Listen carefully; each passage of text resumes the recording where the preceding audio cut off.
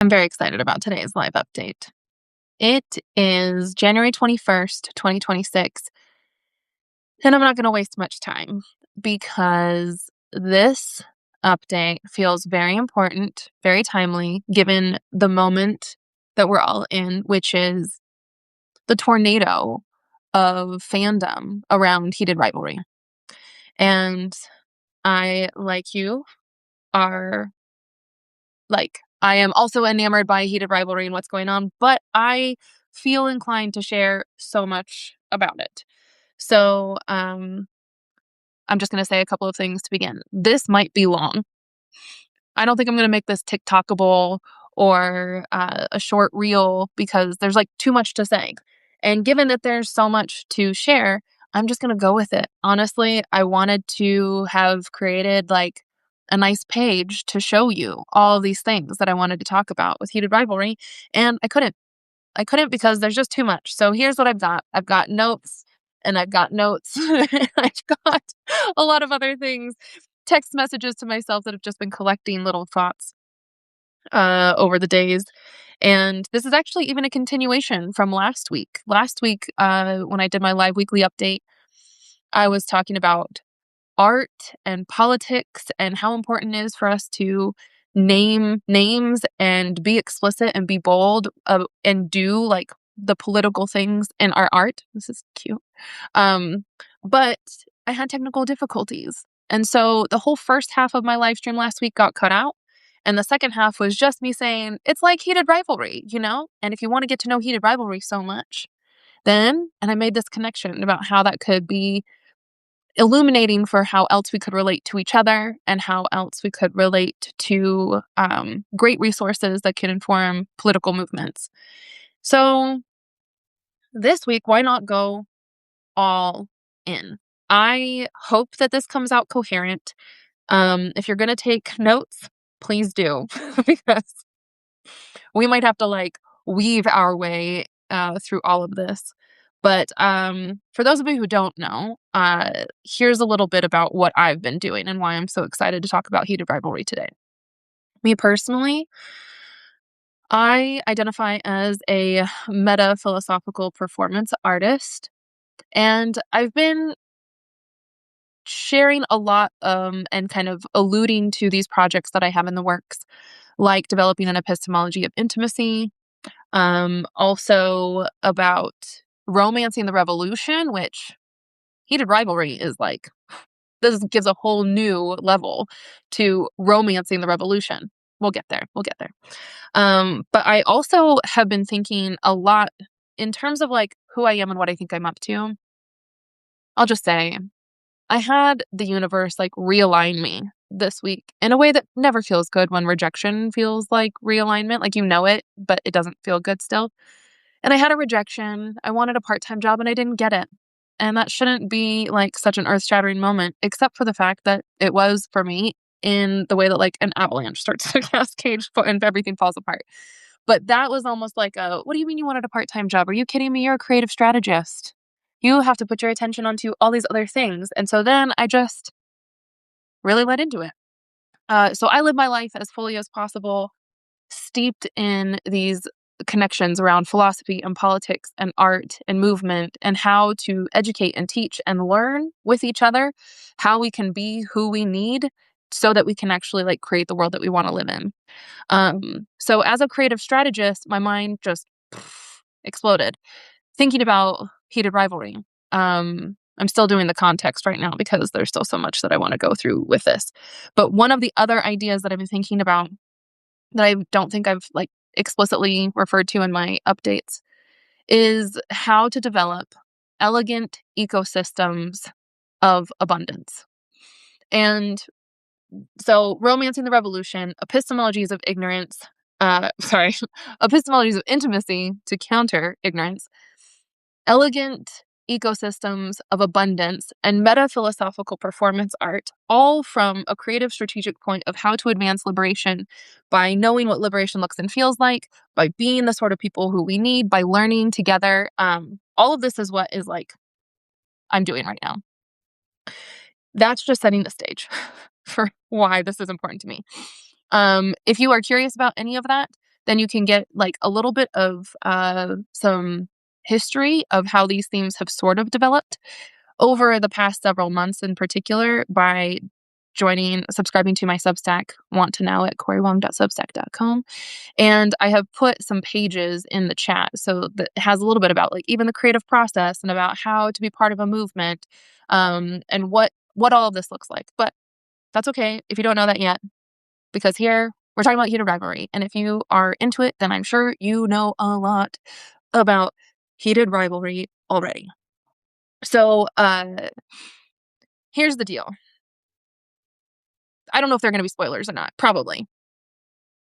But this is actually less about heated rivalry in terms of the show and more about the phenomenon of what has happened because of heated rivalry. And I just want to really like deconstruct many different elements and layers that are at play.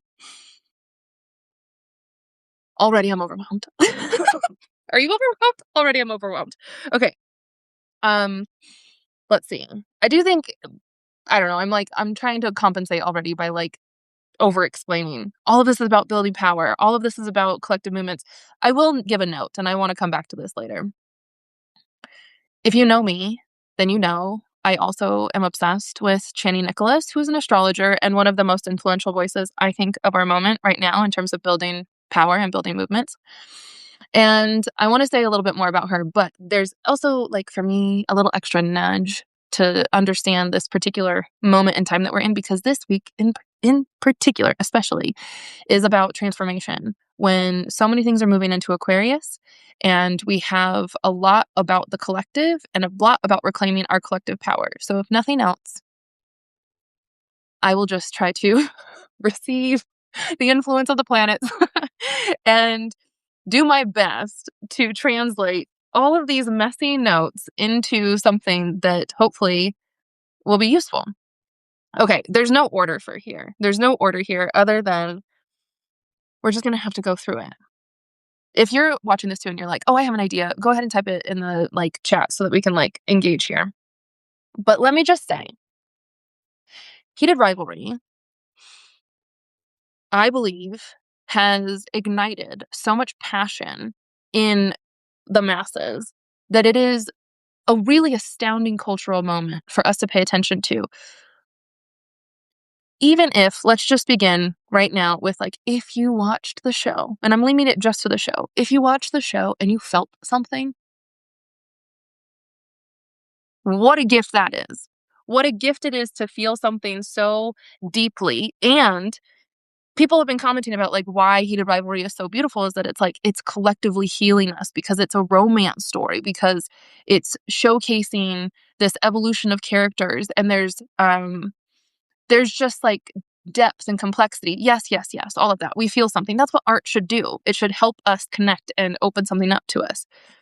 But beyond all of that, the fandom is what has really captured my attention, because there are ways that people have thrust themselves into this like very much like viral sort of consciousness that connects us to each other through something like a shared reference, through something like a seemingly shared experience. But if you just watched it by yourself or in a little watch party, that was local, that was contained. And yet, by participating in that, you have become part of something much bigger, part of a movement. And so there's this like wildly expansive connective thread that has brought people into this new sphere that is honestly erupted in like weeks. So, the show, whatever, it was released in Canada and then it made its way to HBO Max in the United States, and it's global phenomenon and all these things. And it has just exploded in the past couple of weeks, which the like velocity and efficacy of this ignition, I think, is also something to note.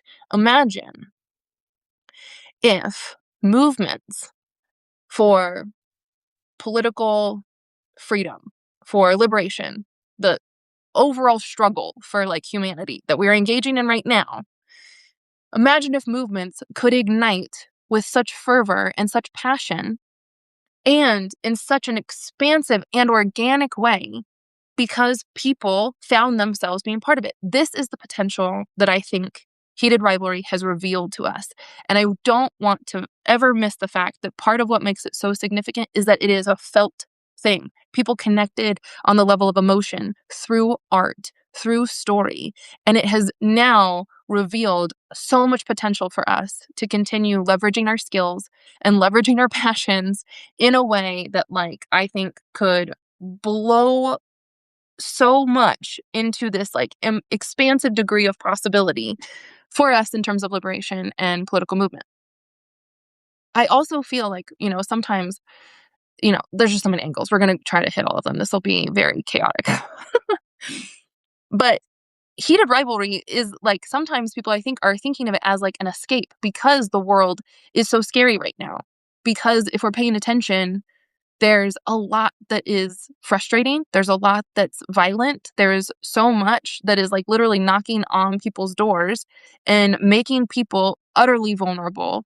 It's so real. So whether that's, all of this is coinciding with the past couple of weeks of Minneapolis being like the epicenter in the United States of ICE becoming just this incredibly powerful and violent occupying force. And if we're paying attention, we should all be paying attention. This is indicating to us that, like, fascism is not an idea. Fascism is a reality, and it has been. But I think that as people are feeling the encroaching, imminent threat of fascism,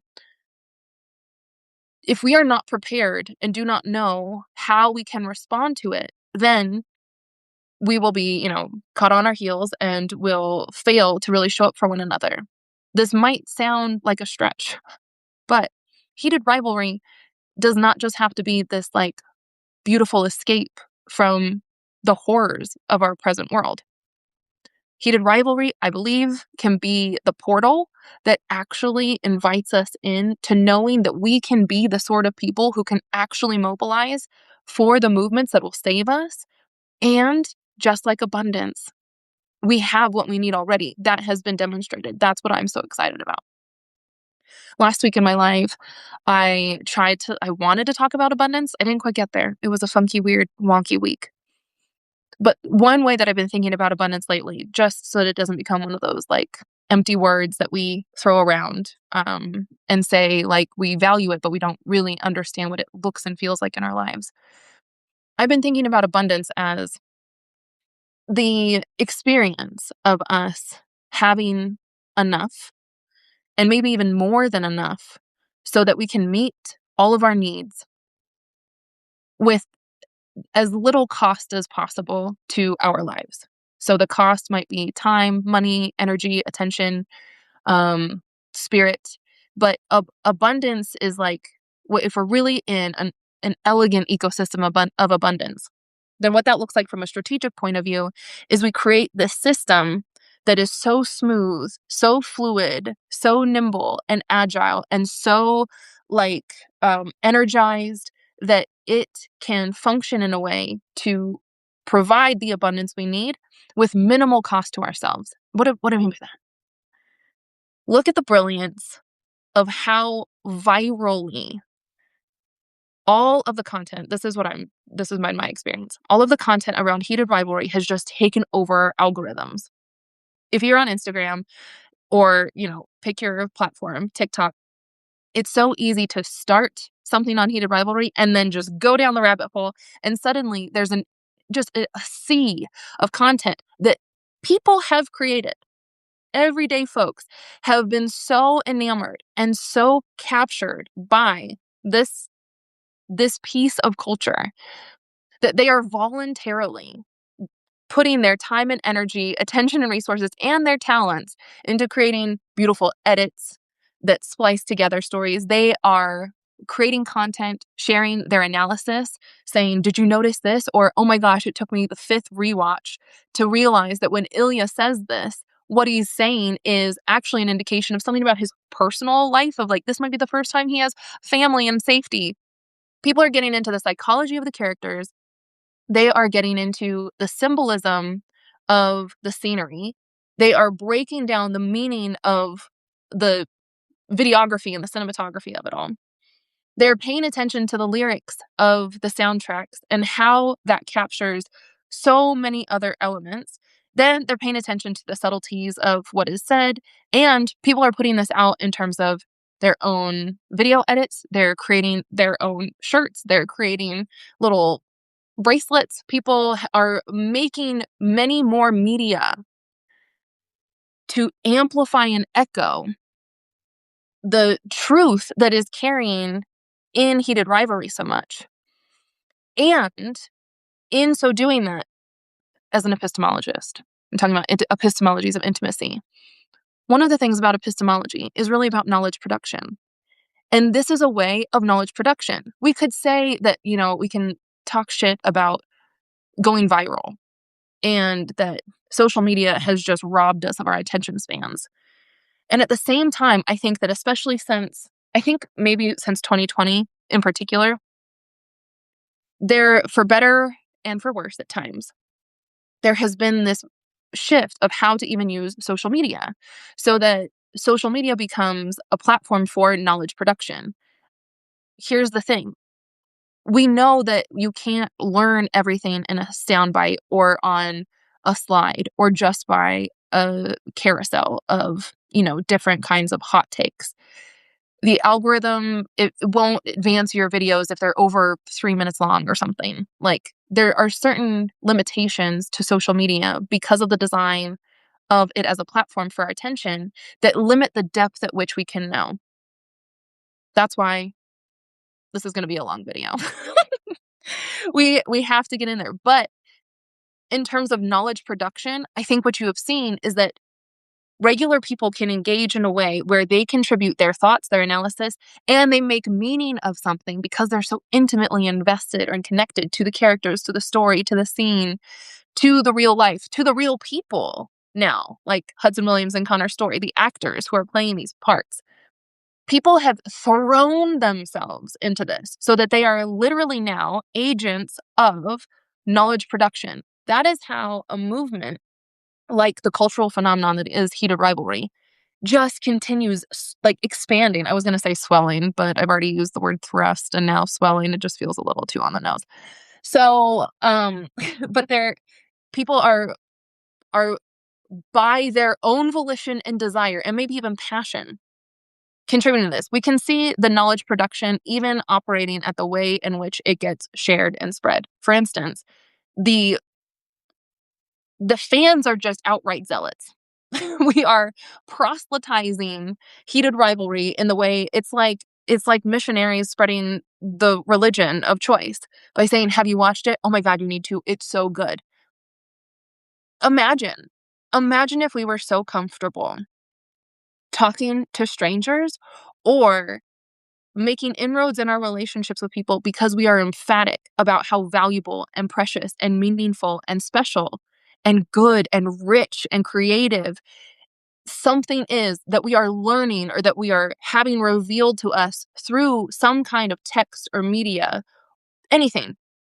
Pick your format. But if the message is something like Heated Rivalry is, I'm not dismissing the message. There are all these layers. When the message is that good, when the meaning is that important, we are willing to spread the word and make it as easy as possible for our friends to be able to access it too. Share passwords. Thank you. Or just bring it up in conversation and heavy-handedly nearly coerce people and say, you have to watch this. You must get into it. I love that this is also expanding beyond just the likeness of an audience. This isn't just for an in-group.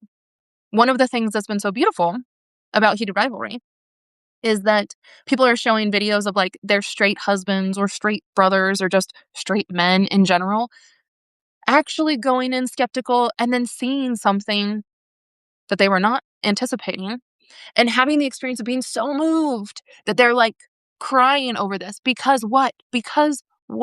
The story is that good. The characters are that deep. The art is so brilliant. And people have been introducing this, Heated Rivalry, gay hockey. They talk about closeted gay hockey players. Anybody who knows the show knows it's not about gay hockey. And let's take a note about that. May we, please?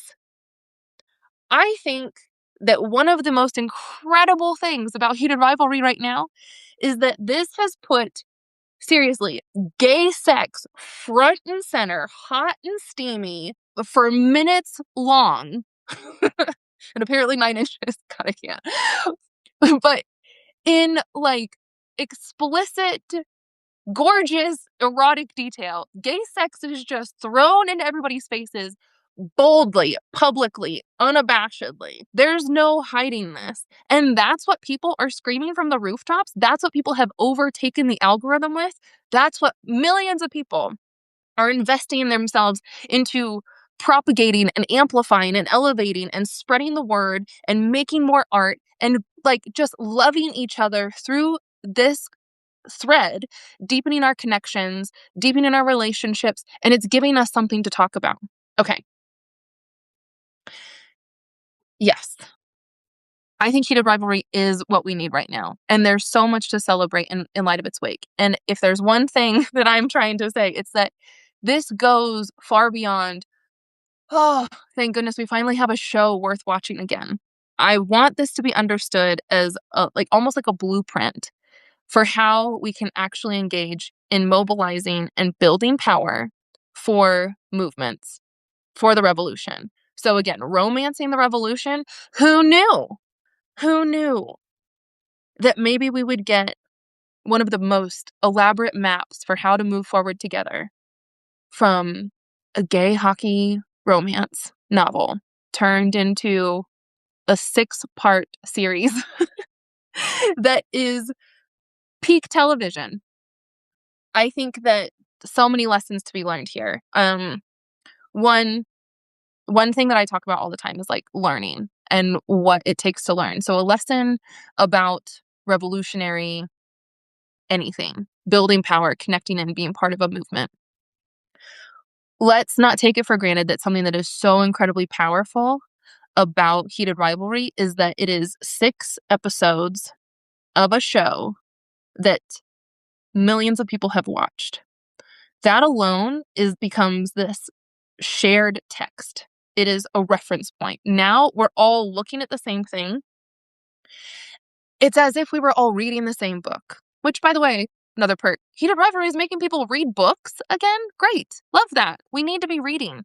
I would say we need to be reading. We need to be critically thinking. If there's anything that we need right now, more than anything at this very, very, very fragile and critical moment, in light of fascism, in light of AI, in light of big tech, in light of algorithms stealing our attention, I have already named this, that we are at this like precipice of a very, very, very dicey and tenuous threshold with reality.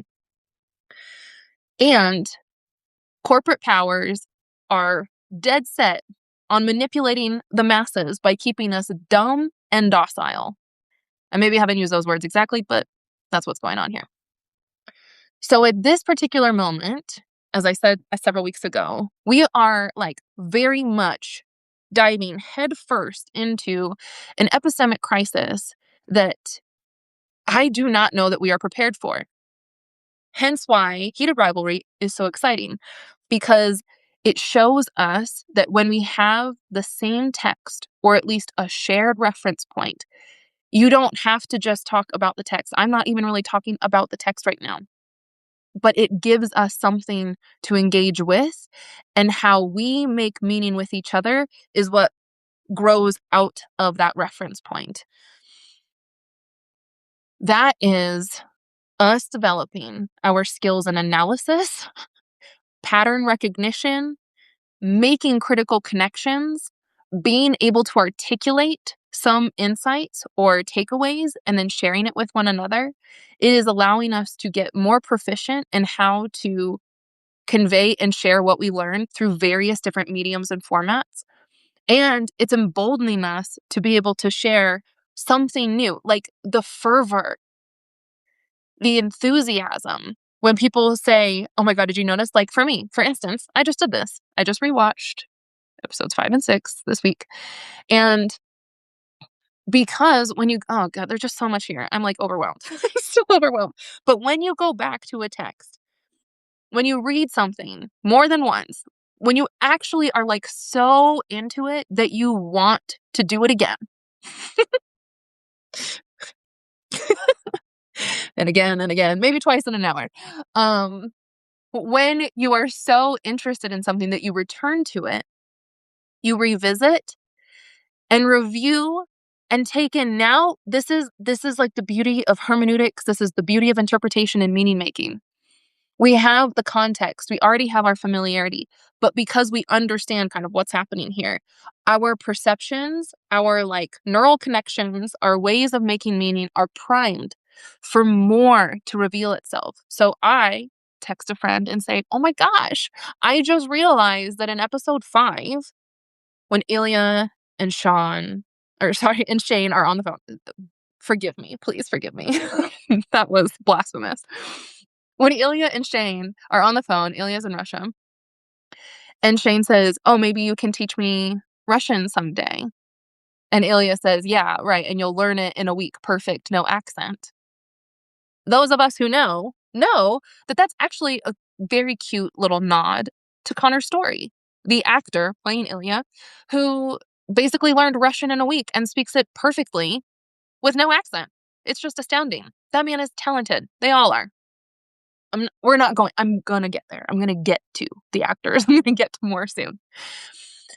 But I would not have picked up on that line if I hadn't watched the show, been so invested and wanted to get back into it, been so excited to then jump into the other pool, which is like, and do you know about all the other background of how this show was made? Talking to my friends, being like, you know what? Shane's representation of autism is so perfect. It's so beautiful. It's so respectful. It's so accurate. It's like so relatable. And that's because his father is autistic. And so he was able to pull from his personal reference of life and bring that into the character and how he portrayed him. So now do you see what's happening now?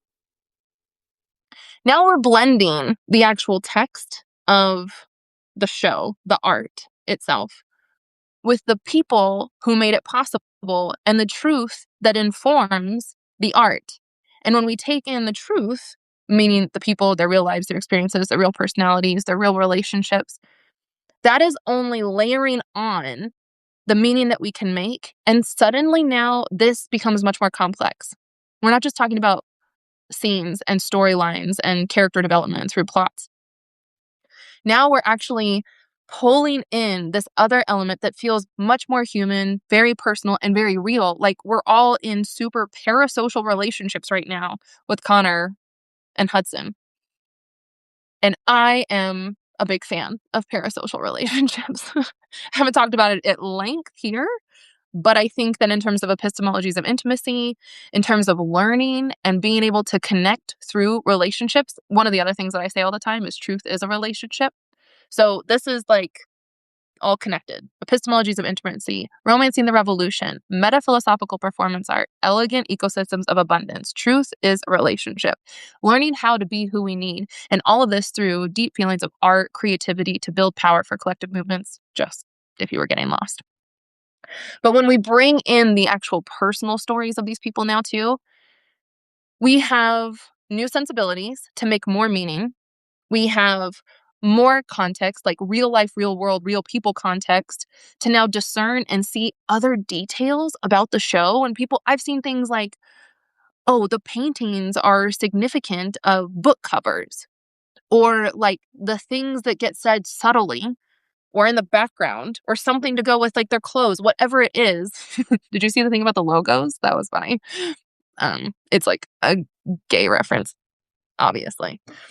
But people are like, "Oh my god, I didn't see that." Guess what? Guess what? We don't see things if we are not familiar, if we are not primed, if we are not looking for them, if we don't have the meaning or the capacity to make meaning of them. Let me explain this. What you get in heated rivalry is that people, I think, are excited and so fascinated and eager to like learn more and share. because there's this richness available to them. And once you watch it through and you go, wow, actually, that was like amazing. I want more. The second you say, I want to know more, then you do this deep dive and you start to pull all these other reference points, which now allows us to make these connections to what has been presented at face value. Someone who doesn't care, I don't know who that is, but someone who doesn't care could just be like, okay, I watched the show. It was 6 episodes. It was good. Yeah. And now I'm on to something new. That's not the level of engagement that I'm talking about. That's not our audience. Those aren't our people. That's not the movement.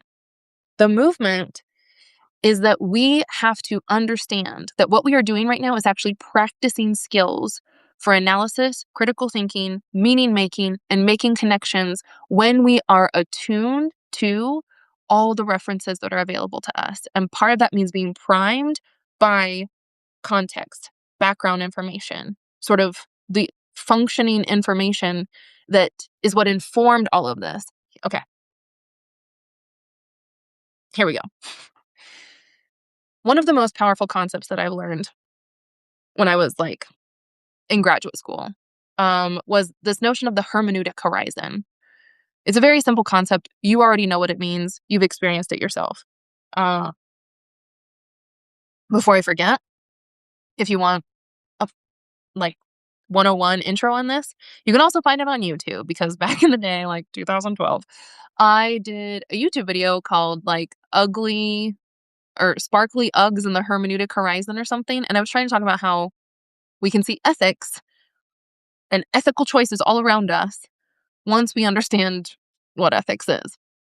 This is very similar. The hermeneutic horizon is that like once you have um some anchor of meaning and now you're like it's in your horizon, it's on your horizon of meaning making and interpretation, now you are primed to see it more readily.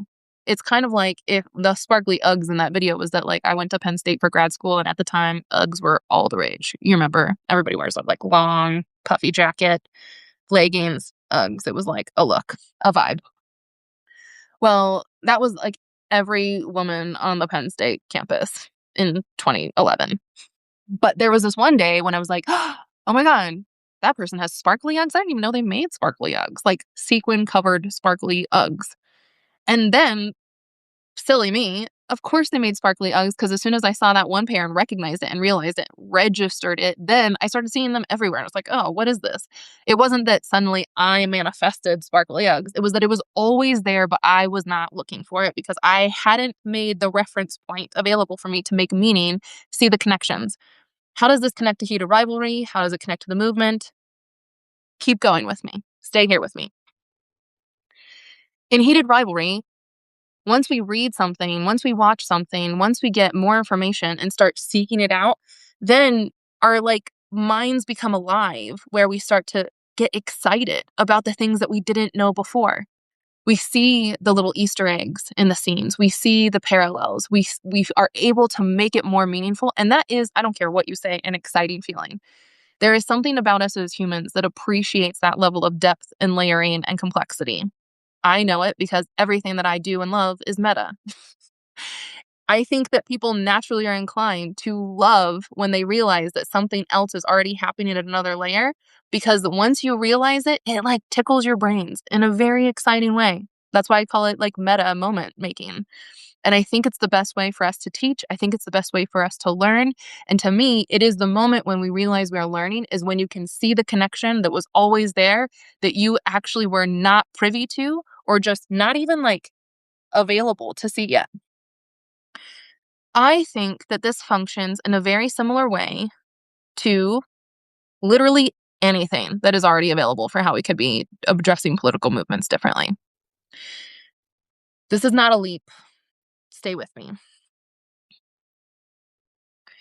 When people are suddenly overwhelmed because the year is 2025, Donald Trump is elected again, and all of this stuff just starts unraveling. People are like, oh my God, this is so scary. What are we going to do? We can't have a king.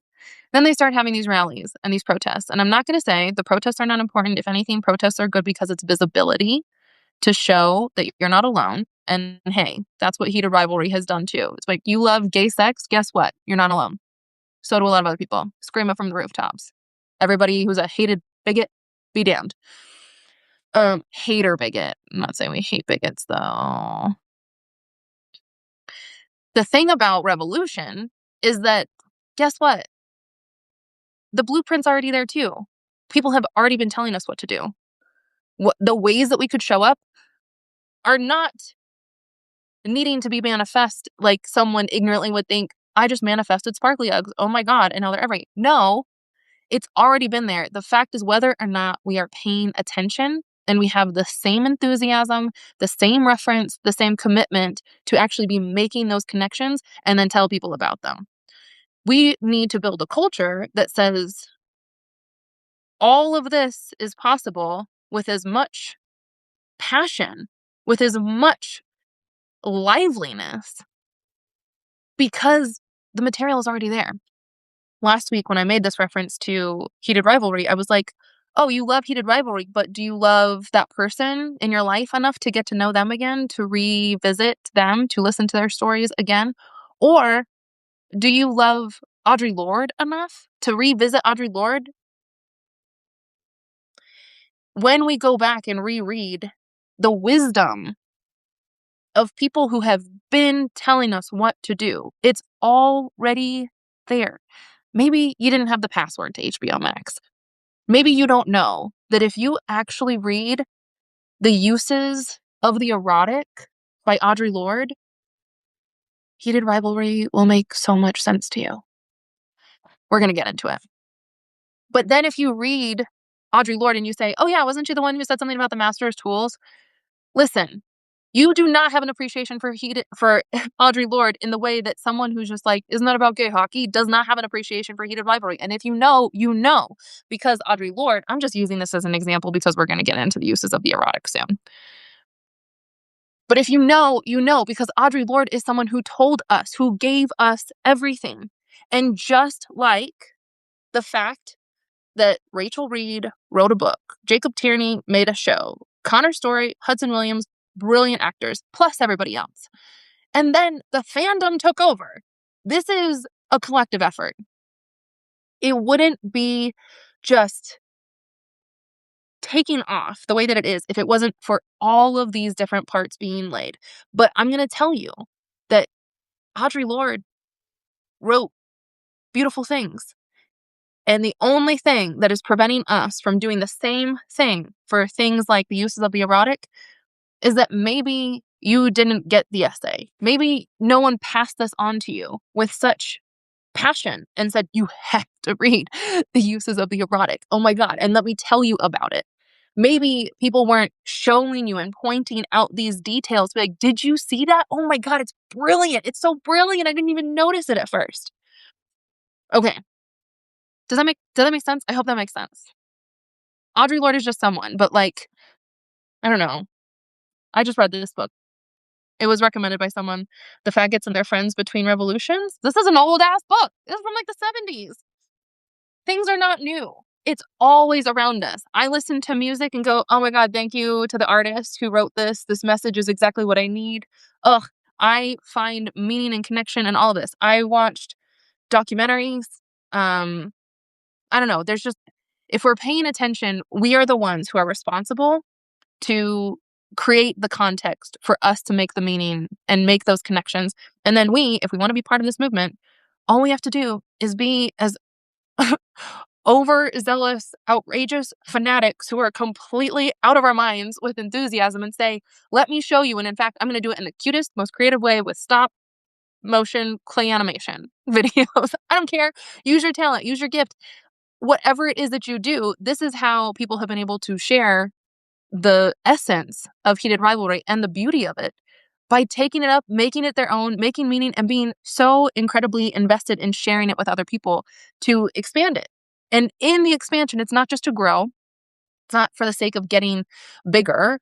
It's actually to show us the depth so that we can actually go deeper into understanding, why is this so significant? Why does it feel like it's healing us? What is it that we're craving? What things have been said that are so true in the way that Heated Rivalry has been put together that it just hits us at our core. That truth, that experience, that feeling, you know what it is because you watch the show. Next layer, to feel connected to other people who get it, that is what we need. Oh my God, if nothing else, this is not a spoiler, I don't care what you say. Let's look at the parents alone. The parents alone in Heated Rivalry are giving supportive parents, loving parents who we all want. We all wanted our parents to be that when we came out. And even Yuna saying like, I'm so sorry you didn't feel like you could tell me. Oh my God, that's what we needed to hear. That is why it's healing. There's truth in what is conveyed that is resonating. And so in many ways, the art heals us and it gives us something to be able to talk about, to be able to connect with others that helps us feel not so alone. This is like going exactly back to the quote that I said last week from the other show that I love, Sex Education, which did not get this kind of fandom. But the quote, just as a reminder, is Otis Milburn saying in Sex Education to his friend, who's like an alien, interestingly enough, an alien erotic writer too. He says it's really common for people to create rich fantasy worlds to escape into. It's what most artists do. They are brave enough to show the weirdest, most vulnerable sides of themselves in their work, which helps a lot of people not feel as alone. And the thing about Heated Rivalry is that it's not just a rich fantasy world to escape into. This is art and it's romance. So many people have been saying, like, why is this affecting us so much? Because it's a happy story. It has a good ending. It's romantic. There's not tragedy in it. And the parents are loving parents. And the people who love each other end up doing grand gestures to say, I love you. And you know what else? You know what else?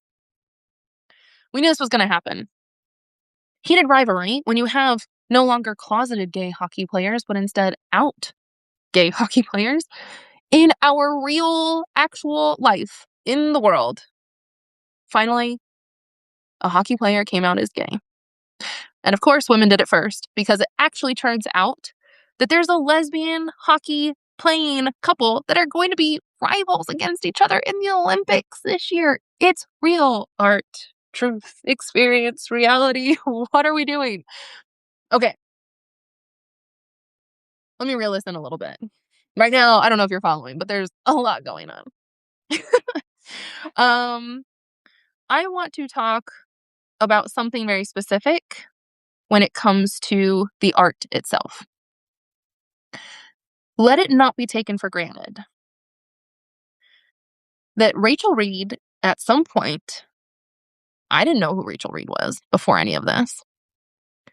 And before maybe anybody really knew who Rachel Reed was, you have a person who went somewhere into their own imagination, maybe pulling from life experiences, maybe from pulling from the realities and saying, what could I imagine a different story looking like that has a happy ending?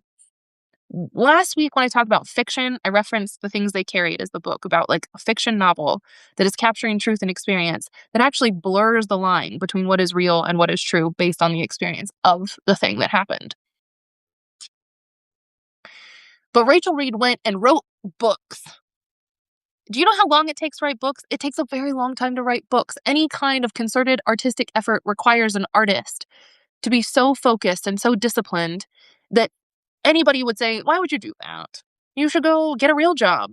Get a part-time job and be rejected for it. Don't be an artist. Don't be a writer. Or if you do, you never know how it's going to be received or if it will even have an audience. So there's this incredible leap of faith that an artist has to make to create something that is true to the truth that they want to convey. That happened at book form. I haven't read the books yet. But let's just jump ahead to what we all know, which is that then this gets adapted into a show.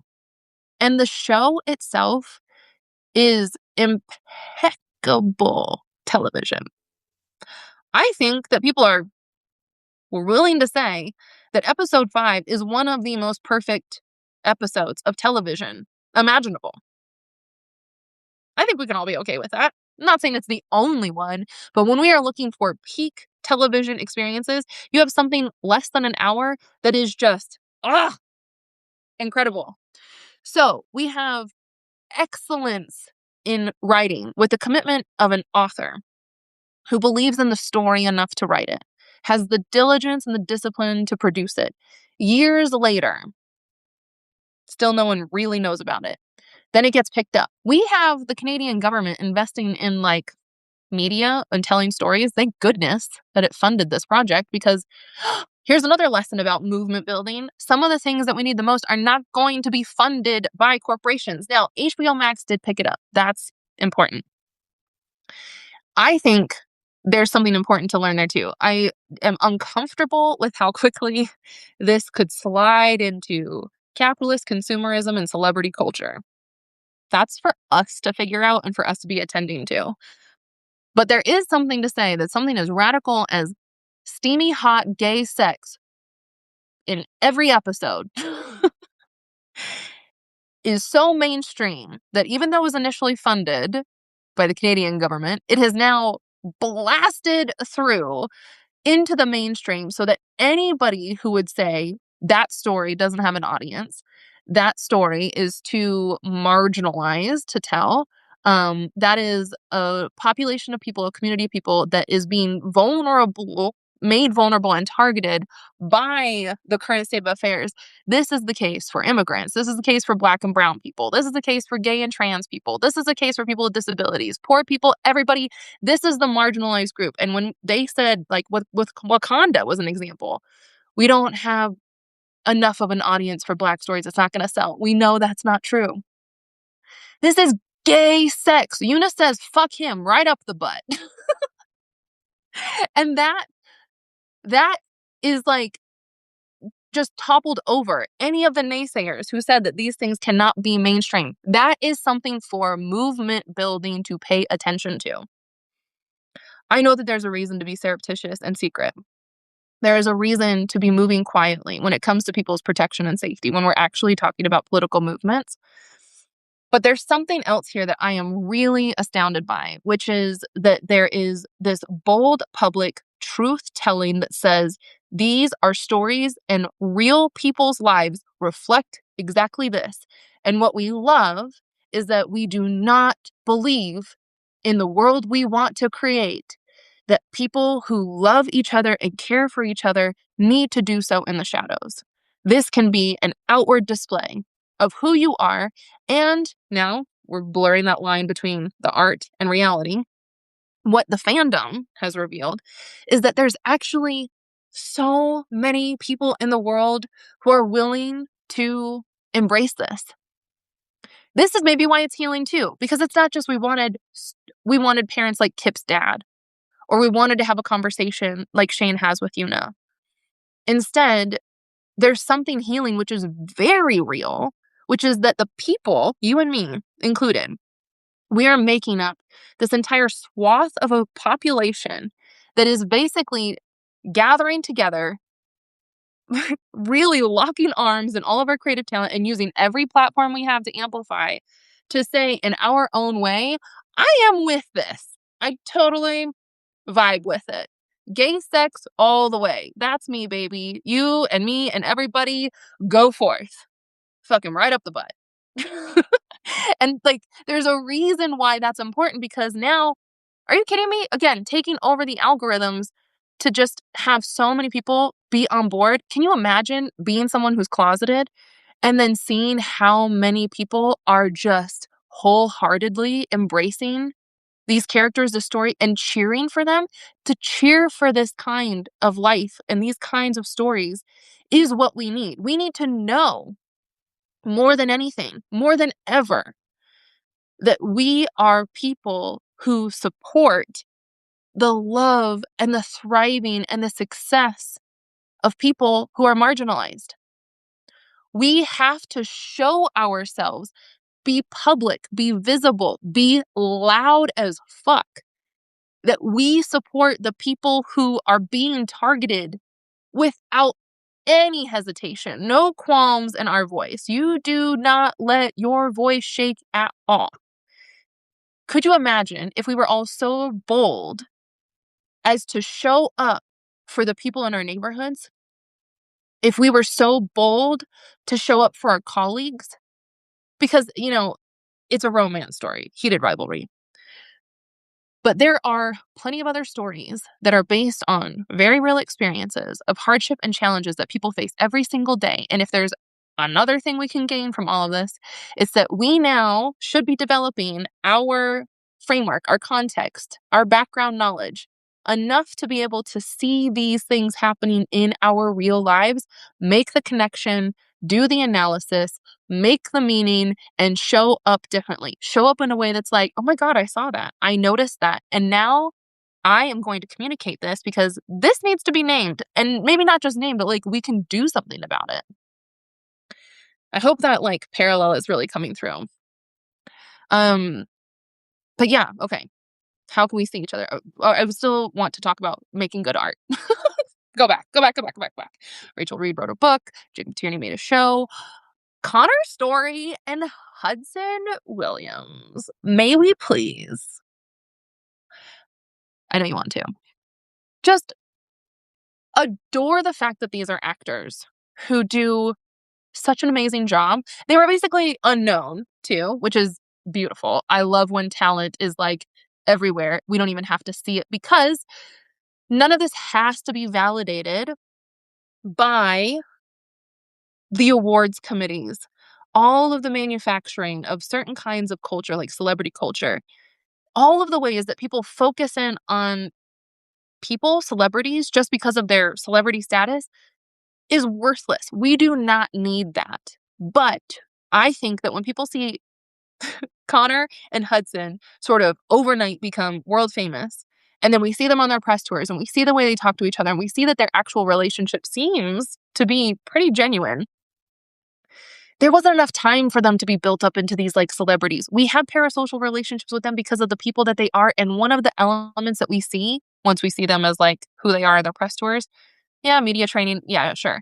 But comparing that to the characters that they play, it is obvious there's talent here. This is peak talent. So much talent that there's just like they exude excellence. And now we're rooting for them. I love that too. An abundance of like, we want people with their talent to be celebrated, elevated.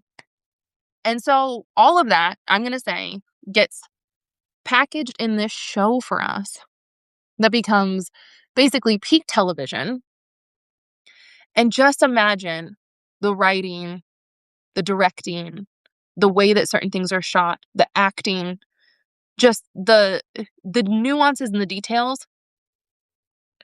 People are basically failing to give their attention to their day jobs because they're obsessed with rewatching it again and again and again. Because they're appreciating the nuance and the complexity and the layers and just how sophisticated, how rich. This is a rich, rich, rich show. That means that despite the Netflix like factory that continues churning out shitty content just to keep your attention, and despite social media algorithms that are designed to keep you scrolling mindlessly, what we can learn from this is that it matters for there to be quality, like the quality of what we are engaging in and the quality of how we relate to it is all something that's like this transitive connection of excellence. And I think that what we should be doing collectively is elevating excellence. This isn't some kind of like exceptionalism. I'm not trying to make certain people be like more powerful than others. It's not a favoritism. I'm actually saying we can discern quality and excellence and let that be the metric of what becomes worthy of our collective commitments. So I'm comfortable leaning on Audre Lorde because Audre Lorde is fucking amazing. And I'm just going to keep going. We're going to get to the uses of the neurotic soon. But what does this mean for us personally? If you are a Rachel Reed and you have a book or a story, or you are a painter or an artist of any way, or you have some angle that you can like contribute to the meaning making of our world, do it with your most excellence. Develop and hone your craft so that you become so exceptionally capable of doing exactly what you can do. And then, like, if you are on a team, oh my God, imagine the team that when you bring all these people together, what the world would look like if we were actually about bringing together teams of excellence. Oh, what could we do? Excellent people who are so talented, like Connor and Hudson, being pulled in with Jacob Tierney, who's like, listen, I'm going to do this. I'm going to do it on a budget and I'm going to do it the way it needs to be done. Thank you. Thank you for listening to your conviction. Thank you for doing it in the way that you know it can be done because you are you and you are that talented. And then you take up a story and you work with other people and you have this vision. Vision. Oh my God, vision.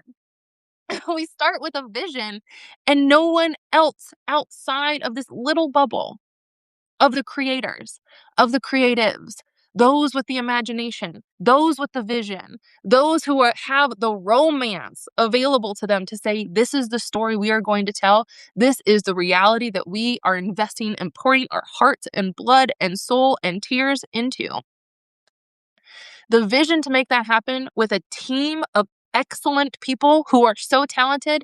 Look at what is possible when we value quality and excellence and we bring people together.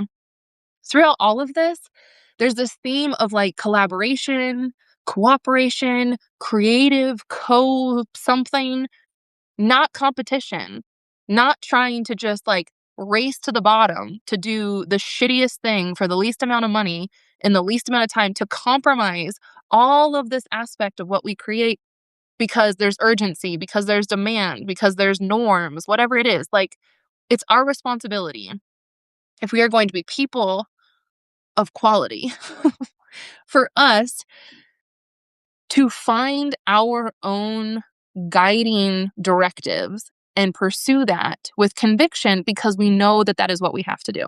Okay. And I think maybe my faith has been restored, or there's like an element of hope, not just because people love it and we're like, good, good, good. We all agree this is like a beautiful story, right? All right, we're cool. We're cool. Because in the Claire, we're all fam, that sort of situation. It's not just about seeing like for like.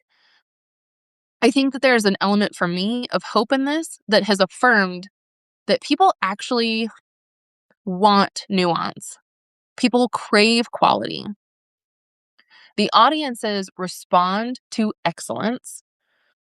And we collectively have the capacity to go further. All we need is the hook to engage us.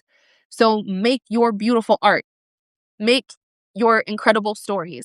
Tell the truth boldly the way that it needs to be told. And then when you encounter that as an audience member, as a participant, as a perceiver, even if you just have the inkling of it, oh my God, tell other people about it. Share it with passion, with fervor. Do you know people use this like metaphor of contagion? I don't really like that. It's kind of like, anyway, I don't like conflating social phenomenon with like biological epidemics. It's this whole sort of thing. But there is something about the way that we affect each other. And if we could be so open, transparent, vulnerable, if we could feel so deeply what resonates with us with these stories and moves us, and then like really pay attention to how this has created new possibilities for us to connect with each other, even strangers on the internet, even with our own creative potential for the kind of content that we can create and the messages that we want to amplify, and especially in our real relationships with people. If this forges new channels for us to talk about things, to share ideas and insights, even if it's just at the level of like the analysis of the show right now, fine. Take that for what it is, which is this is an example of us to learn how to do this with one another.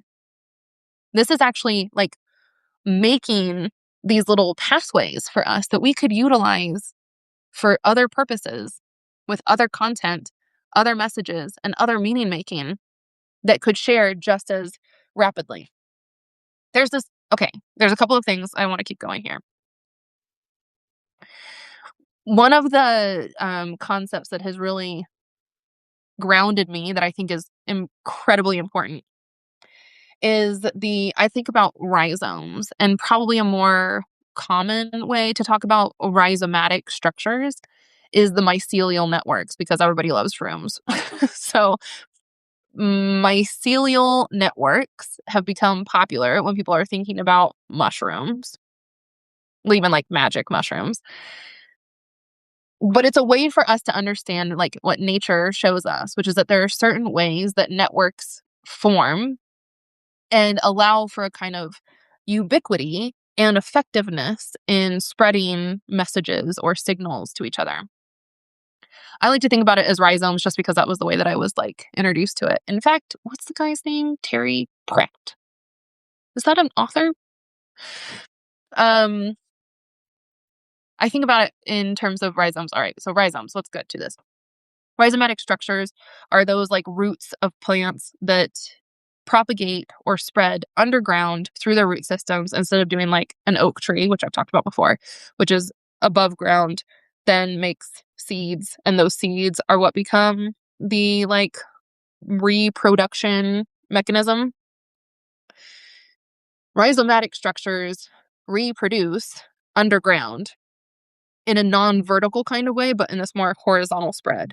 So a good example of a rhizome is the aspen grove. People will say one of the largest organisms on the planet because there is still this connection through the root systems. And then the root system spread and then something comes up. It's not planting a seed, throwing it yards or miles away for something else to grow discreetly from it. Rhizomes are these underground networks. You can think about it mycelial networks. You can think about it the ways that trees talk to each other and exchange nutrients and information underground. If I'm thinking about this person, Terry Pratt, why is that? Is that a relative? An author? I don't know. But there's a quote. I don't have it right now because I'm not prepared to do this. But there's something that he wrote once. We used it in an organization that I was kind of like a part of way back in the day, where his line is something about like corn is planted in rows so it can be harvested very easily, just like walk the line and rip out the corn. But potatoes grow underground. And when something's underground, it's harder to eliminate, it's harder to contain. And so from this, it became, I don't even know if this is actually from the phrase of this author, but we refer to it as potatoes of defiance. So any kind of movement building is susceptible to being taken out or being sabotaged when you have something so vertical and visible where like we are looking to one pillar of leadership. If your leader gets taken out, then that is devastating to the movement. But when a movement is something that gets spread, I'm not going to call this like a virus or a contagion because I don't like that. But instead, in the structure that is far more, you might say, anarchist or mycelial or rhizomatic, then it's harder to contain. It's not linear. It doesn't flow in clear lines. It's actually a little bit more fluid and complicated. But if something gets removed, then the network continues. This is kind of echoing the same sort of sentiment of like, you can kill a revolutionary, but you can't kill a revolution. Like the idea is something that someone might embody. And if you take them out, that doesn't get rid of the idea. In fact, ideas can spread. This is about movement building. This is about power. So something that I think we can learn from the heated rivalry fandom, again, is that there's actually this organic and very spontaneous demonstration through social media, which I think is incredible. We've basically taken over one of the tools that can be completely co-opted by the oppressor and the like ruling class. But we have now somehow been able to hack an algorithm to promote the kinds of content that we want to see, and in our real lives and our real relationships, spread information through this like impassioned, emphatic, feeling, felt, emotional, charged, meaning making about stories that is so ungovernable. This is unruly behavior. This is uncontrollable. And that is what we need, friends. To be part of the movement, we need to not be governable. This is to be not docile. This is to be so so spontaneous and so expansive and so interconnected that we could not be predicted. We could not like predicted in the way that some people might be talking about heated rivalry that you would not expect. And I think that's beautiful. Anyway, I can't believe I got into all of this without even talking about power. I want to say that if you've been here for a while, one of the ways that I talk about power is the ability to influence the conditions of our choices. And so when I'm talking about heated rivalry as an example for collective movements and how we build power, building power is really about us having the ability to influence the conditions of our choices. The conditions of our choices could be like, now we have conditions. Let's just extrapolate. In the sphere of heated rivalry, we have now created conditions where maybe hockey players can come out as gay. Maybe kids can come out to their parents and be supported because their parents have new conditions, new paradigms, and new role models for how they could actually receive those kids. Now we have new conditions for our choices about how we want to be public with our politics because gay sex on the mainstream, I love it. I love it so much. But that is influencing the conditions of our choices because it's just changed the conditions enough that now we can choose by demonstrated real data points. We can choose what kind of art we think is permissible. This has pushed the boundary of permission, if you will, or what is acceptable or what even will be received by the masses. That may not seem so significant, or it might even just seem like we're catering to consumerism. But if we think about it through the lens of power, what we have actually done is shifted and influenced the conditions of our choices so that people now have different choices. Maybe, just maybe, some artist or some person is sitting with themselves right now, contemplating the choice of what they can do. And because of these conditions, they will choose to tell their story. They will choose to reach out to this person in their community or in their family. And even those actions of building relationships one-on-one are so important. That is meaningful. I think as a final kind of I don't even know. There's so many more that I wanted to talk about here. Oh, make it a true story. Yeah, I talked about that. We can make it a true story. I'm just gonna go over my notes to make sure I'm not missing some things. None of this was AI. Love that. Love that the brilliance of this creative project, this community response, this collective cultural phenomenon was not powered by AI. Something so human about that is also so powerful. But I wanted to talk about also the meta part of this. If you want a brain tickle, hear me now. Scott Hunter's acceptance speech in episode 5 is likely going to be the acceptance speech of the heated rivalry production team. And I think that's beautiful. Just as one way to say everything's meta if you want it to be, and that there's something really important about doing meta things in order to kind of plant the seed for people to be like, oh my God, oh, I didn't see that. No, now I realize it. Oh, and it's like an indication yeah, we know. It was on purpose. That was intentional. When something is meta, it gives you a signal it's like a little nudge of encouragement to be like, that's not by chance. That was by design. I left that there for you so that you would find it and know you're on the right path. Keep going. Keep learning. Keep digging. Keep making those connections. Keep making the meaning. Something that brilliant is really a gift given to us by the creative that made something real for us to be able to have. That is a gift. That's why I think about how if you really care about being part of the movement, stop acting like it's not there for you. There is so much for us to be learning from, to be taking in.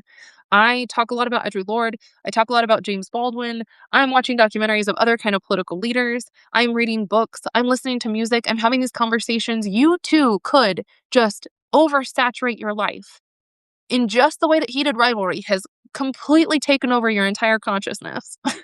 It could be movement work that does that, because the people who gifted their wisdom, the people whose lives were dedicated to dropping these little hints and notes for you, it's all there already. All you have to do is look for it, and maybe all we have to do is help each other find it, and then revisit it and learn more and dig deeper. Okay. Here, I think I want to actually take a moment. I'm going to pivot a little bit. I was not planning on doing this. I wasn't planning on doing this, but I'm going to do it anyway. I want to share with you a little bit about the uses of the erotic as power, written by Audre Lorde. You can find this in her book, Sister Outsider, and elsewhere too. But just to showcase like that there's a connection here, that if you want to make sense of what's happening with Heated Rivalry, I love it that it's a romance story. I love that it's erotica, basically. So much gay sex everywhere. Beautiful. The fact that it's men, fascinating. But the collective experience that we're having, the reason why I think it really is resonating the most is because it's tapping into the erotic the way that Audre Lorde would talk about the erotic. Not just smut, and not just this fantasy because, like, people long for better sex in their lives. You might even be tempted to say that this is kind of about pleasure activism. If you don't know, that's like a book. That's an angle. I was thinking about Adrienne Marie Brown earlier too. So there's something about pleasure activism. There's something about like making the movement irresistible. And all of this is like this appeal that if we're taking anything from Heated Rivalry and the fandom, this cultural phenomenon, I think it is one other message, many, many messages, but one message is that people want to be hooked in because it feels right. It feels good and it feels true. I'm going to go through a couple highlights of the uses of the erotic from Audre Lorde just to kind of capture this so you know, like, historically, this isn't anything new. In fact, our leaders, our ancestors, the people we can learn from the most have already laid it out for us. So the uses of the erotic as power. Audre Lorde doesn't describe power and define it in the way that I did. It's actually pretty rare for people to name what power is. I think we assume we know what power is. But she's saying the erotic as power. The erotic is a resource within each of us that lies deeply in female and spiritual plane, firmly rooted in the power of our unexpressed and unrecognized feeling. The erotic becomes this resource. It's like something that lives inside of us that is this resource and this like creative energy. She talks so much about the creative energy we have. If we can empower it and channel it in a way, that is like directing our intention in a way that will literally change the world. So the erotic as power and the uses of the erotic. It can be, let's see, a source of strength and power. And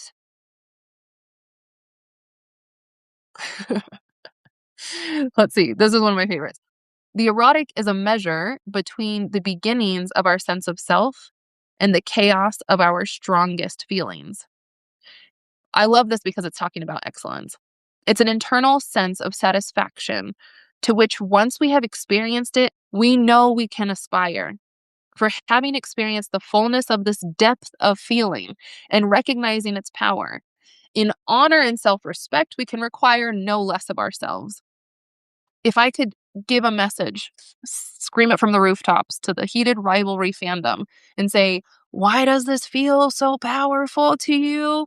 Well, the erotic is the measure between the beginnings of our sense of self and the chaos of our strongest feelings. And it's this internal sense of satisfaction to which once you have experienced it, once you have seen excellence and felt the way that you feel like you do for Heated Rivalry, we know we can aspire. For having experienced the fullness of this depth of feeling and recognizing its power, in honor and self-respect, we can require no less of ourselves. We will not accept mediocrity any longer. We will only want this excellence, this deep satisfaction, this depth of feeling. Audre Lorde goes on to say, it's never easy to demand the most from ourselves, from our lives, from our work. To encourage excellence is to go beyond the encouraged mediocrity of our society, is to encourage excellence. But giving into the fear of feeling and working to capacity is a luxury only some of us can afford. Here, I'm skipping it now. For the erotic is not a question only of what we do, it is a question of how acutely and fully we can feel in the doing. How acutely and fully we can feel in the doing. That is like a matter of quality. The erotic is this quality of feeling. Once we know the extent to which we are capable of feeling that sense of satisfaction and completion, we can then observe which of our various life endeavors bring us closest to that fullness. Now, heated rivalry hopefully has set the bar. And everything that you are invested in, hopefully it has set the bar. Do not accept less than this any longer. The quality, the depth of feeling, that satisfaction, the fullness of that experience is something that we should aspire to for everyone, always. Okay, I'm going to keep going. The erotic, she talks about it as personifying creative power and harmony. It's the life force or the creative energy empowered, which then, once we know it, we can reclaim it in our language, our history, our dancing, our loving, our work, and our lives. So the erotic, once we know it, we can take it in and imbue everything about our lives with it. I love this part because I've talked so much before about personal, political, philosophical, and professional things like being all intertwined. Audre Lorde is talking about the erotic as like this like spiritual and political um, necessity. The dichotomy between the spiritual and the political is also false. For the bridge which connects them is formed by the erotic, the sensual, those physical, emotional, and psychic expressions of what is deepest and strongest and richest within each of us being shared. The passions of love in its deepest meanings. Tell me that is not a description of what heated rivalry is doing for the masses. It's a bridge that connects the spiritual and the political through the erotic, all of the expressions of what is deepest and strongest and richest within each of us being shared. The passions of love in its deepest meanings. Then, okay, the erotic is first and foremost a guiding light toward any understanding. It functions in this way. I love this line. The erotic functions for me in several ways, and the first is in providing the power which comes from sharing deeply any pursuit with another person. The sharing of joy, whether physical, emotional, psychic, or intellectual, forms a bridge between the sharers, which can be the basis for understanding much of what is not shared between them and lessens the threat of their difference. Do you hear that? The erotic is this bridge. When we share the joy of any kind of like real pursuit that we deeply share a pursuit with other people, the bridge is something that we like now, despite our differences, it actually lessens our threat. That's, I think, is important. It's the same kind of thing of like going to a protest or joining a movement. If you share so deeply with the people who are like in it with you, you don't have to know all of the things about them. And you can even have some differences, but that lessens the threat because you are like in the same shared pursuit, wholly, fully, deeply embodied from this deep sense of knowing and feeling. That is something that can connect us for politics.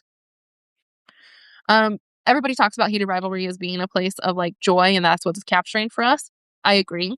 And here's why Audre Lorde would say that's relevant.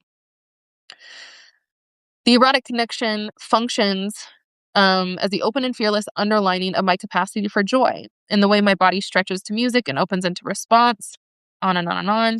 It opens to the erotically satisfying experience. And that self-connection shared is a measure of the joy which I know myself to be capable of feeling, a reminder of my capacity for feeling. And that deep and irreplaceable knowledge of my capacity for joy comes to demand from all of my life that it be lived within the knowledge that such satisfaction is possible. This is something about like the depth of feeling. People have said that. Heated rivalry, the story, the relationships are actually just reminding us that we have the capacity to feel that depth of love and intimacy too. Even if we haven't experienced it in our actual lives and we long to, it is showing us that we want that joy. We have the capacity to feel that too. And now, once you have that depth of feeling and you've like gotten in touch with it, We can demand that same depth in all areas of our lives. For once we begin to feel deeply all the aspects of our lives, we begin to demand from ourselves and from our life pursuits that they feel in accordance with that joy which we know ourselves to be capable of. And this is a grave responsibility, not to settle for the convenient, the shoddy, the conventionally expected, nor the merely safe. Talk about standards. If anything, we should be exposing ourselves and connecting and sharing in ways that elevate and enhance our expectations of what we are capable of, ourselves and each other together. Um, let's see. The last little bits I want to share from this. The whole thing is great. Please read The Use of the Erotic. And guess what? Make it a learning space. Share it with other people. Create a reading group and talk about it, and then read it again. Go about your lives. Analyze it. Find out the little nuggets. See the parallels. Look at the nuance. Tell people, did you catch that bit? Oh my God, it's so good. It's so rich. Read it again and again and again. Revisit it, just like you do Heated Rivalry. Okay. This is where Audre Lorde starts to turn into why the spiritual and the political and the erotic as the bridge between them is so powerful. When we begin to live from within outward, in touch with the power of the erotic within ourselves, and allowing that power to inform and illuminate our actions upon the world around us, then we begin to be responsible to ourselves in the deepest sense. I'm skipping, but she says, our acts against oppression become integral with self-motivated and empowered from within. In touch with the erotic, I become less willing to accept powerlessness or those other supplied states of being which are not native to me, such as resignation, despair, self-effacement, depression, self-denial. In short, if you want to use the words of being empowered, getting in touch with the erotic is the place where you actually become so empowered that you no longer accept these states of being docile or a sense of powerlessness or lacking motivation. Instead, everything now comes through with that level of like heightened standard of expectation for what we do. This brings me to the last consideration of the erotic. To share the power of each other's feelings is different from using another's feelings as we would use a Kleenex. I like this one. In order to be utilized, our erotic feelings must be recognized, and the need for sharing deep feeling is a human need. That's so critical. You know, people talk about this like loneliness epidemic and how people are so disconnected that we like don't have room or capacity to actually connect with one another. What Audre Lorde is telling us about the erotic is that the need to share deep human feeling is a human need. We need that. If there's another takeaway for how to engage in the movement, let it be that our task, our responsibility is to find ways to share deep feelings with one another. That is a human need. And in that, we can actually connect and touch more closely the source of the erotic, that power within, which can like just amplify everything else in our lives. Okay. I want to say, the politics part is really important. So this is one of the last paragraphs that she has. Only now I find more and more women-identified women brave enough to risk sharing the erotic's electrical charge without having to look away and without distorting the enormously powerful and creative nature of that exchange. Enormously powerful and creative nature of that exchange. Recognizing the power of the erotic within our lives gives us the energy to pursue genuine change within our world, rather than merely settling for a shift of characters in the same weary drama. For not only do we touch our most profoundly creative source, but we do that which is female and self-affirming in the face of a racist, patriarchal, and anti-erotic society. There you go. If you need something to study to help make sense of heated rivalry in a way that can connect you to political movements, please read Audre Lorde's The Use of the Erotic. The Erotic is Power. Okay. I think I'm going to maybe like wrap up the heated rivalry bit right now, but I want to say one other example of how this can translate beyond study groups of Audre Lorde and beyond just talking about heated rivalry again and again and again. When I think about elegant ecosystems of abundance. When I think about liberation and I think about responsibility, one of the things that I think allows us to have really expansive, spontaneous, and thriving rhizomatic or mycelial networks, however you want to think about it, where each of us can know the part that we play, we have to be tapped into our own sense of self and our own experiences. We have to be making the meaning and the connections in our own lives so that we have something meaningful, complex, nuanced to share with others, that others would be like, wow, oh my God, tell me more. That was so great. And then we get to know each other at that level of depth. And then we get to connect and learn with each other at that level of depth. And then we get to be the kind of people who learn with each other in that kind of epistemology of intimacy thing. We can produce new knowledge by the ways that we know and connect with one another. One of my favorite people, I talk about her all the time, is Chani Nicholas. She's the astrologer that I follow, and honestly, she's changed my life. Basically, since 2020, when I got You Were Born for This, her book, and then the app came out, and now I am as much of a zealous proselytizer for Chani as the majority of people are about his Heated Rivalry. I talk about Chani constantly. If you haven't heard me, then we're not friends. But I say this because I think that Chani Nicholas is one of the examples, another kind of like real life example of how to do movement work from a place of power that is situated within the collective and actually kind of gets all the gears aligned so that this can be really fluid and really, really powerful. If nothing else, Chani is, I think, one of the most powerful voices of movement building right now because her message is one that she also embodies and demonstrates. So the message I would say that Chani is like kind of giving all of us is enough context and resources to help us understand who we are, our gifts, talents, strengths, and challenges so that we can do our role exactly where we are with the specific, unique location that we're in, the thing that only we can do. Chani, her work, her app, her reads on the astrology help situate us in a way that I think we can make that more intelligible and even tangible. And honestly, that's why I'm doing this live stream right now. Chani is my go-to source of support. She's a mirror that I look into frequently and a great resource for self-awareness and self-knowing. And I love her work. I would love at some point to get in touch with Chani because I think there's strategy here and we can build movements from it. But in addition to her message, I think she also demonstrates it as a role model, an example. Chani is open about her own like kind of history, especially in the introduction of her book. And she found astrology. Astrology spoke to her. It made sense. She could speak the language. And so she took what she could do best and then did it in a way that others can use. And that is also, I'm going to wrap this up now. I was going to talk about other movies like Galaxy Quest because I watched that last week. We're going from like high art to less high art if we go Heated Rivalry to Galaxy Quest. Maybe next time. But the thing that I keep talking about with Audre Lorde, and I always refer back to this like James Baldwin quote too, is like to do your work in a way that others can use. Audre Lorde often talks about doing her work. It comes up a lot. This quote I think is actually from Eye to Eye, not from The Use of the Erotic. But she says, to search for power within myself means I must be willing to move through being afraid to whatever lies beyond. Nothing I accept about myself can be used against me to diminish me.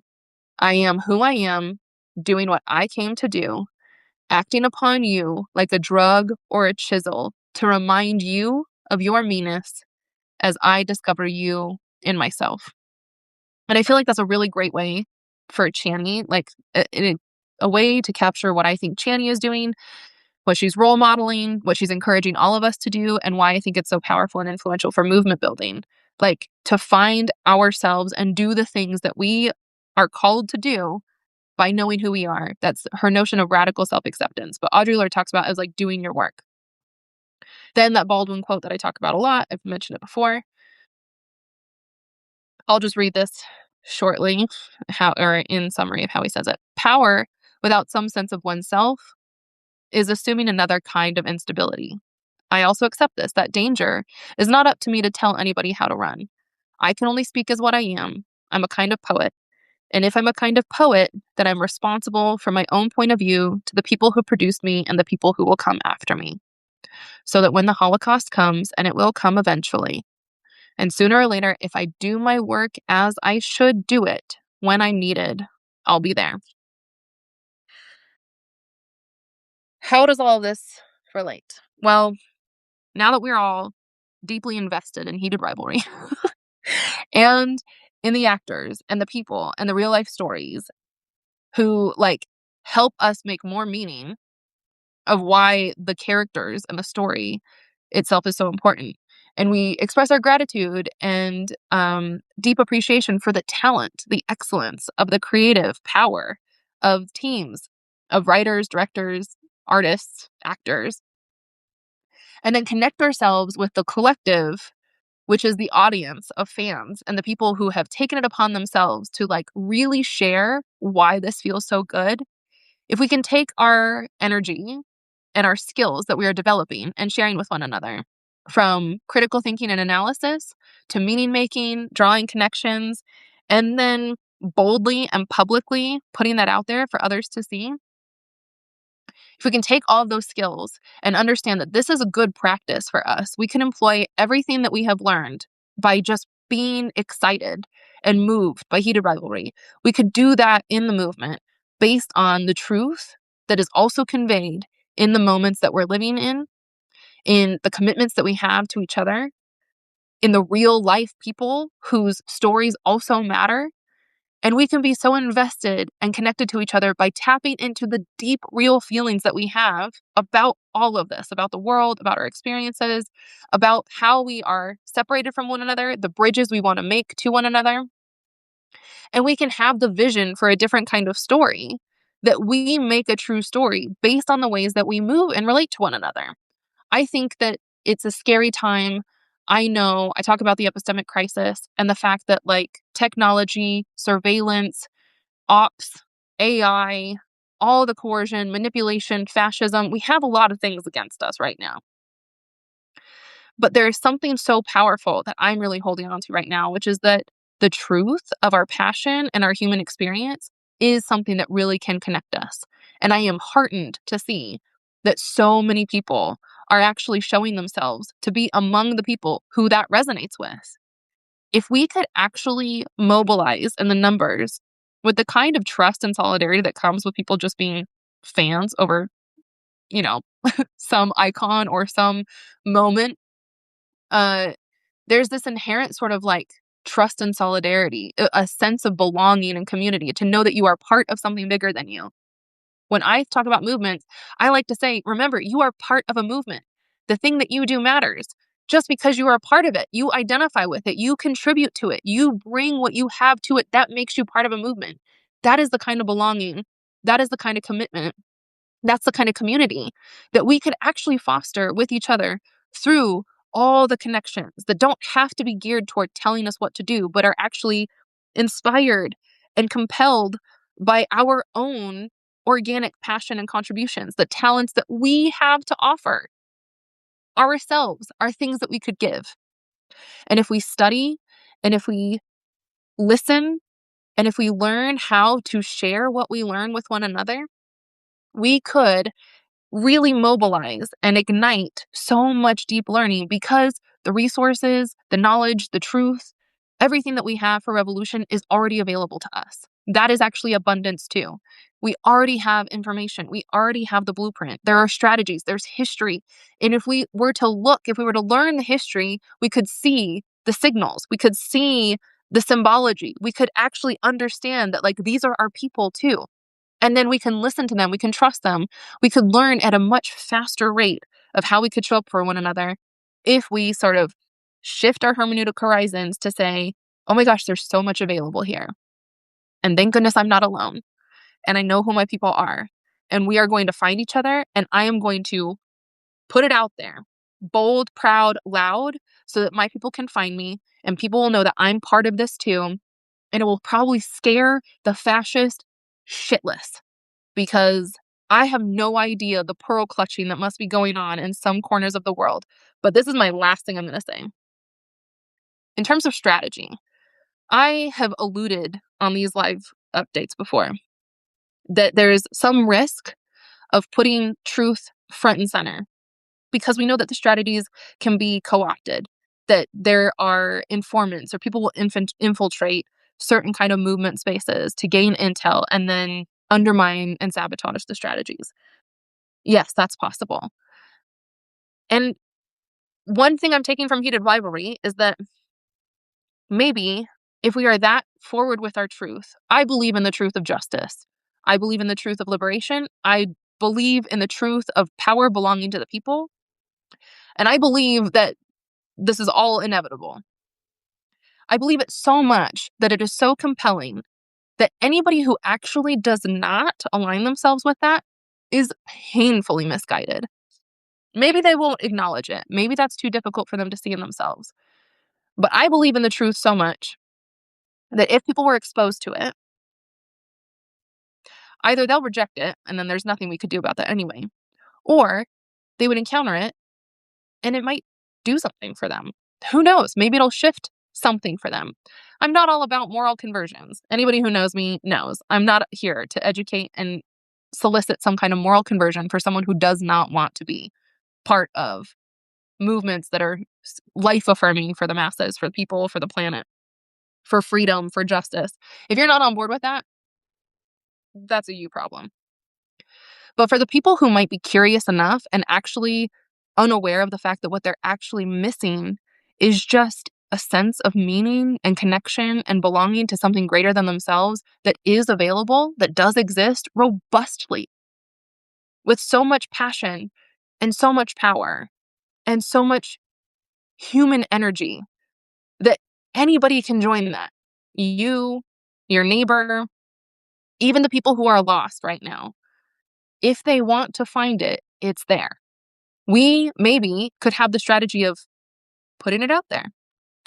Make a show, put it on HBO Max, have people fucking each other in showers, and call it a day. See what happens. Because I believe that some of the homophobes might actually be heartened themselves to realize that that's not a scary bad thing to be gay. But instead, there are millions of people out here who are celebrating and feeling how good the potential for love and justice and inclusion and belonging and changing all of the fucked upness, that potential future, that happy ending is something that a lot of people want. And if people want to join it, they could become part of it. There's a home for them there too. So that note is just one about strategy. Maybe the truth is something that is so compelling that we don't have to be afraid of putting it out there. And I think that's where I'm going to end. This was a long one. But thanks for going on the ride with me. Thank you to everybody who has made Heated Rivalry this moment keep going and talk about how to turn that into movement for the movement. I often say community is with whom you move. And if you are part of a movement, building power is just about influencing the conditions of our choices. And that might be by feeling the feelings, telling the truths, being with each other in new ways, and reading Audre Lorde, damn it. Read Audre Lorde. Okay. Thank you so much for being here. I appreciate it. If you want the pages to get a little bit more of what I've been doing, I'm not posting them as regularly in the Substack chat, but you can by subscribing to my Substack. And if you want to support my work at this point, two things. One, you could become a monthly subscriber or member on my Buy Me a Coffee, CoriWong.com. Just buy me a coffee. You can find it on my website. Or find a way to put me in touch with Channy Nicholas because I want to talk creative strategies. And there are so many creative strategies that the opposition could never. They could never. So keep going, be creative, use the erotic as power, and I'll see you soon. Thank you. Bye.